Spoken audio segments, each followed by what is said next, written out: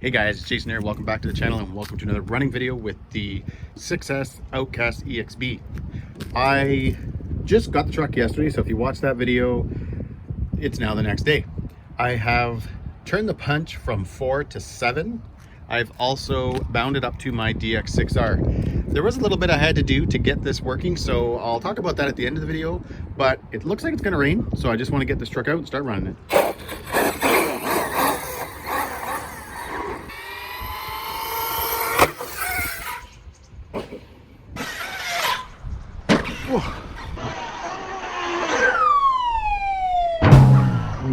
All right, so that is where I thought the fun was going to end, literally on the first jump.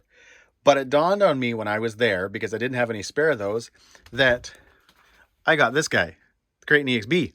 So in a sense, I robbed Peter to pay Paul. This is what I had done. I did just sheared it off right there. And it was just, again, guys, a bad landing. I don't know why. All I needed was a teeny tiny blip of throttle there. I would have brought the front end up and we would have been good to go. But anyways, we're fixed. We're good to go. So let's get back out.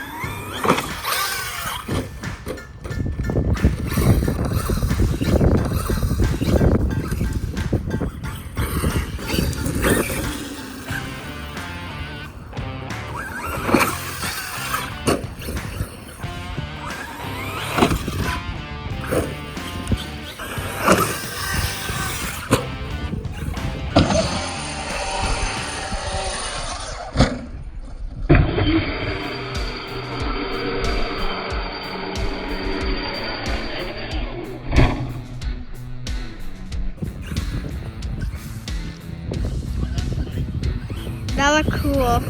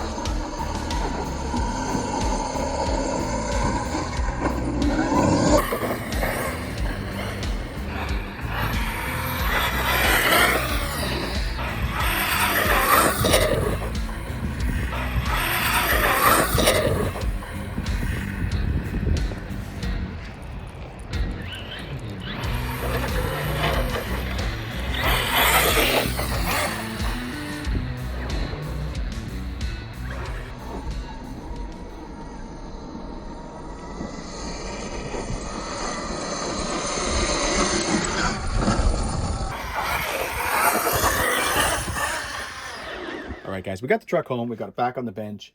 And you know what? Not much carnage, guys, to report. Only thing I did, unfortunately, was back here.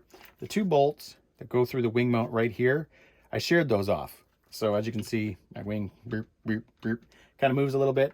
Luckily enough, the actual mounts themselves are good. The wheelie bar is still on, which is good.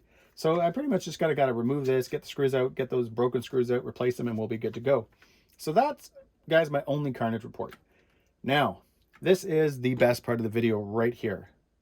I am very happy, guys, to say this, because if you watch my unboxing video and that first kind of quick little run video, I wasn't all that impressed with the stock electronics. I did actually, guys, find it kind of almost a little boring. Changing the punch today from 4 to 7 drastically changed the way this truck drives. The torque for wheelies, for correction in the air, drastically changed. I also, guys, had changed my brake. It came default at, I think, 37.5. I upped it to 50. Changed again, being in the air, changing that brake, having, you know, better response. Huge improvement on the truck. I know I'm kind of talking with a lot of emphasis here, and that is because when I was out yesterday, guys, like I just mentioned, I wasn't all that excited about the stock electronics, and I was trying to be excited, but I wasn't. Today, you know what? I'll be honest, guys, I was very content today with it. I did notice a few times when I was in the air, and if it was, you know, one of the jumps where I kind of hit the ramp at more speed, I had less in-air control. So you kind of can hear me like kind of snapping the throttle to bring, you know, the front end up a little bit, where let's say, you know, in my Creighton EXB with the 1730, you know, a tiny little blip, front end comes up and you're almost sometimes even giving a little bit of brake to bring it back down. That wasn't the case. Running this setup, you have to be more conscious of your throttle, and to make sure that you leave yourself some reserved to correct, so that when you're coming down, if you need to get this up, you've got it there. But today, guys, was a lot of fun. And that punch setting, changing it, I almost, guys, could even bring it maybe down to 6 and give that a try. But it was a lot of fun today. I enjoyed driving this truck. I enjoyed jumping it today. I enjoyed just ripping it around the pavement. It was a lot of fun. The only other thing, guys, I did, like I mentioned, I did go to my DX6R. I mentioned at the beginning of the video that there was something I had to do. When I first fired up my DX6R, I went in and I went to bind it. On the DX6R, you have to choose the receiver. This has the, whatever it is, I think it's a 6110 AT or something like that. That wasn't in the list. And for some reason, I wasn't thinking at the time of updating. So I bind it to, I think, whatever it is, the 6100. It did work, but there was a pretty big delay in from the time that you turn this on to the time that the radio itself actually picks it up. So you would turn it on and you'd have no steering. And I'm talking, guys, maybe like 10, 15 seconds. It would just sort of sit there. I finished that and was like, well, that's not good. That's kind of a bummer. And then it dawned on me, hey, you know what? Maybe they've updated raceware. So I went in, checked the update. Sure enough, there was a raceware update there. I updated it. Now the 6100 or 6110 AT was in there, and I bound it up, and everything, guys, is good to go. So yeah, just something to be aware of if you're running a DX6R, that you'd make sure to do your update right away. I do get a lot of questions, guys, about the DX6R. A lot of people ask me if it's worth getting. It is a fairly old radio now. It's pretty much one of the most kind of advanced gimmicky radios that are out there. And you know what? These radios now, they're going for not a lot of money. If you can get your hands on one for fairly cheap, it's a very good radio, guys. It does feel very, you know, it does feel great in the hand. The response is perfect. I do enjoy it. It's, you know, there's things that are slow. If I was to fire this up, guys, and do a video on firing up the radio, it's almost, I would say, close to 2 minutes from the time that you first boot it up, because it boots up, it comes into Android.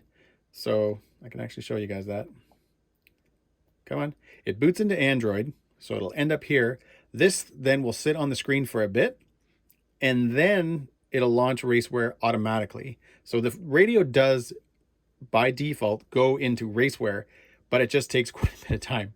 And again, if you get out with this truck, like it was funny today, because when I broke the truck first thing, I had shut this radio off. I had powered it down. So if you hold, I had completely powered it off. And so I came home and then I fixed the truck and got back out, and I got back to where I was running, and I went to grab the radio and I hit the power button, and I was like, ugh. And you guys know I was sort of trying to fight the clouds and the rain that might be coming. So to sit there while this thing boots for, 2.5 minutes is a bit of a bummer.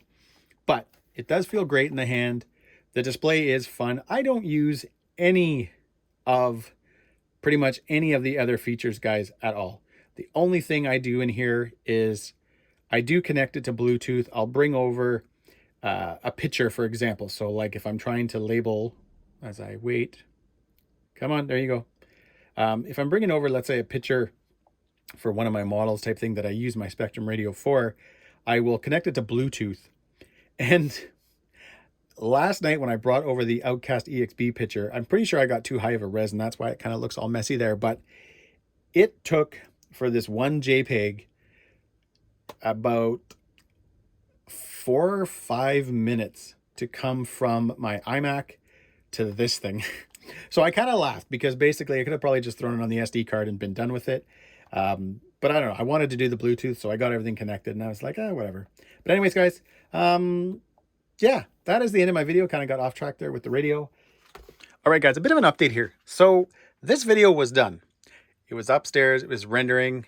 Everything was good to go. And I came back downstairs to work on the truck. And what I wanted to do is I kind of went through all my pinions. I've got a couple of drawers, and I found a 14-tooth pinion. And I thought, okay, after today, I was running the 12-tooth. It was still getting a little bit warm. I was thinking, maybe the 16 would be too much. So I found a 14th. I'm pretty sure, I'm going to guess, guys, it's a Robinson Racing Hard, because that's usually what I buy.